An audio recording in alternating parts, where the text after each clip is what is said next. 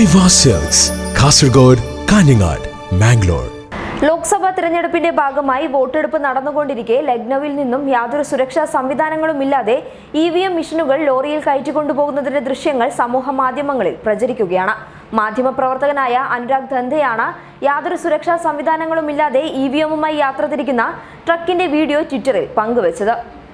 ലക്നൌവിൽ പോളിംഗ് അവസാനിക്കുന്നതിന് തൊട്ടു മുൻപായിട്ടായിരുന്നു EVM നിറച്ച ലോറി സുരക്ഷാ ജീവനക്കാരൊന്നുമില്ലാതെ റോഡിലൂടെ ഓടിയത്.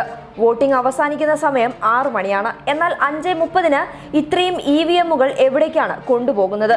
അത് തന്നെ യാതൊരു സുരക്ഷയുമില്ലാതെ എന്നായിരുന്നു അദ്ദേഹം വീഡിയോ ഷെയർ ചെയ്തുകൊണ്ട് ട്വിറ്ററിൽ ചോദിച്ചത്. എന്നാൽ ഇതൊരു പക്ഷേ കേടായ EVMുകൾക്ക് പകരം എത്തിച്ചതായിരിക്കുമെന്നായിരുന്നു മറ്റൊരു മാധ്യമ പ്രവർത്തകൻ പ്രതികരിച്ചത്. എന്നാൽ പോലും ഒരു ട്രക്ക് നിറച്ച് EVMുകൾ ഒരു സുരക്ഷയും കൂടാതെ കൊണ്ടുപോകുന്നത് എന്തടിസ്ഥാനത്തിലാണെന്നായിരുന്നു നിരവധി പേരുടെ ചോദ്യം. വോട്ടിംഗ് അവസാനിക്കാൻ അരമണിക്കൂർ മാത്രം ബാക്കി നിൽക്കെ ഇത്രയും EVMുകൾ എവിടേക്കാണ് കൊണ്ടുപോകുന്നത് എന്നും ഇതൊന്നും നിരീക്ഷിക്കാൻ ഇവിടെ സംവിധാനങ്ങളൊന്നുമില്ലേ എന്നും ചിലർ ചോദിക്കുന്നു.